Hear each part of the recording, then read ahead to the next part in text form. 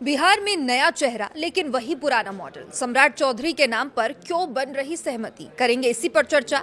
नमस्कार, आप देखना शुरू कर चुके हैं न्यूज 18 का डिजिटल प्लेटफॉर्म और मैं हूं आपके साथ सृष्टि शेखर। बिहार की राजनीति एक बार फिर से बड़े मोड़ पर खड़ी है। 15 अप्रैल को राज्य में भाजपा के नेतृत्व में नई सरकार बनने जा रही है, लेकिन इस सत्ता परिवर्तन के बीच सबसे दिलचस्प बात यह है कि भाजपा किसी बड़े राजनीतिक प्रयोग के बजाय निरंतरता का रास्ता चुनती नजर आ रही है। यानी संकेत साफ है कि सत्ता का चेहरा भले बदल जाए, लेकिन शासन की दिशा वही रहेगी जो वर्षों से नीतीश कुमार तय करते आए हैं। यानी कि बिहार में बदलाव होगा, लेकिन वो पूरी व्यवस्था को उलट देने वाला बदलाव नहीं होने वाला है, बल्कि ये एक ऐसा परिवर्तन होगा जिसमें नेतृत्व नया होगा, लेकिन नीति, प्रशासनिक शैली और सामाजिक संतुलन काफी हद तक वही रहेगा जो पहले था। इसी रणनीति के केंद्र में एक नाम तेजी से उभर कर सामने आ रहा है और वो नाम है सम्राट चौधरी का। हालांकि अभी तक मुख्यमंत्री के नाम की आधिकारिक घोषणा नहीं हुई है, लेकिन भाजपा के शीर्ष सूत्रों से मिल रहे संकेत ये बता रहे हैं कि पार्टी सम्राट चौधरी को आगे बढ़ाकर बिहार की सत्ता की कमान सौंप सकती है। अब ये फैसला केवल एक व्यक्ति को मुख्यमंत्री बनाने का मामला नहीं है, बल्कि इसके पीछे एक बड़ी राजनीतिक रणनीति छिपी हुई है।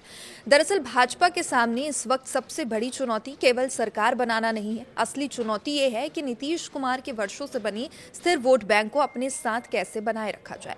नीतीश कुमार ने बिहार की राजनीति में एक खास सामाजिक समीकरण तैयार किया था, जिसे अक्सर लव कुश समीकरण कहा जाता था। इसमें कुर्मी और कोयरी यानी कि कुशवाहा समुदाय की जो राजनीतिक साझेदारी थी वो अहम रही है, और ये वही सामाजिक गठजोड़ है जिसने एक समय लालू प्रसाद यादव के मुस्लिम यादव यानी कि MY समीकरण को कड़ी चुनौती दी थी। बिहार की राजनीति में लंबे समय तक MY समीकरण बेहद प्रभावशाली भी रहा था, लेकिन जब लव कुश समीकरण मजबूत हुआ तो सत्ता का संतुलन बदलने लगा।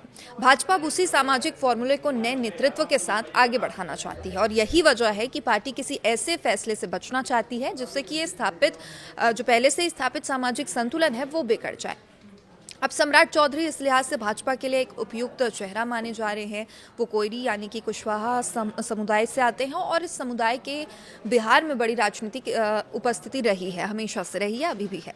राज्य में यादवों के बाद कुशवाहा जाति की आबादी काफ़ी बड़ी मानी जाती है, और ऐसे में समुदाय से आने वाले नेता को मुख्यमंत्री बनाना भाजपा के लिए सामाजिक और राजनीतिक दोनों ही दृष्टि से लाभदायक हो सकता है। तो देखिए, भाजपा के एक वरिष्ठ नेता के मुताबिक पार्टी की रणनीति सत्ता परिवर्तन को सिस्टम चेंज के रूप में पेश करने की नहीं है, बल्कि इसे लीडरशिप ट्रांजिशन यानी कि नेतृत्व परिवर्तन के तौर पर प्रस्तुत किया जाएगा। इसका मतलब साफ है, सरकार का चेहरा बदलेगा लेकिन शासन की दिशा वही रहेगी।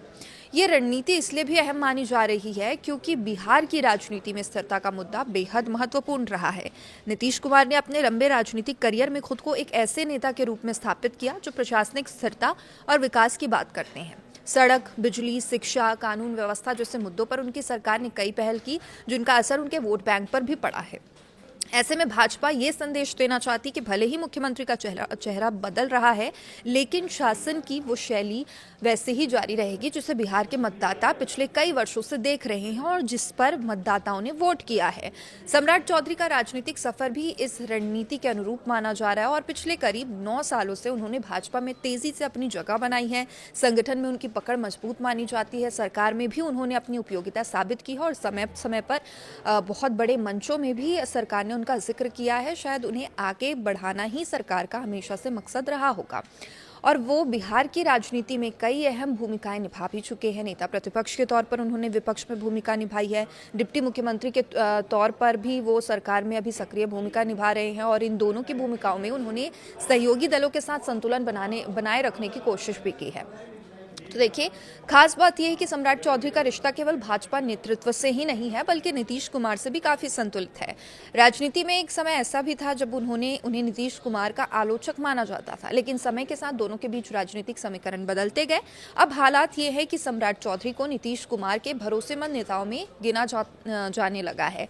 ये बदलाव भी भाजपा की रणनीति के लिए बहुत ही महत्वपूर्ण है, क्योंकि अगर मुख्यमंत्री का चेहरा ऐसा हो जिस पर सहयोगी दलों और खासतौर पर JDU को भरोसा हो, तो गठबंधन की राजनीति को स्थिर बनाए रखना और आसान हो जाता है। नीतीश कुमार ने भी कई मौकों पर सम्राट चौधरी को लेकर सकारात्मक संकेत भी दिए हैं। तो अपनी समृद्ध यात्रा के दौरान उन्होंने कई मंचों से सम्राट को भविष्य का नेता भी बताया है। उनके इन बयानों को उस समय भले ही सामान्य राजनीतिक टिप्पणी माना गया हो, लेकिन अब जब मुख्यमंत्री पद को लेकर चर्चा हो रही है तो उन बयानों के नए संदर्भ भी देख रहे हैं। अब ये भी माना जा रहा है कि जेडीयू की भी यही इच्छा है कि सत्ता परिवर्तन में नीतीश कुमार की सहमति और संतुलन दोनों बना रहे, यानी मुख्यमंत्री का चेहरा ऐसा हो जिसमें उनकी पसंद की झलक भी दिखाई दे, यानी नीतीश कुमार की पसंद प्राथमिकता रहेगी। अब सम्राट चौधरी इस कसौटी पर भी फिट बैठते नजर आ रहे हैं। भाजपा की व्यापक राजनीतिक रणनीति को देखें तो ये फैसला उनके सामाजिक विस्तार की नीति से भी जुड़ा हुआ है।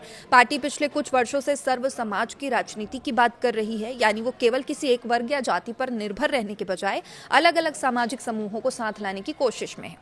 बिहार में पिछड़ा वर्ग राजनीति का बहुत बड़ा आधार रहा है।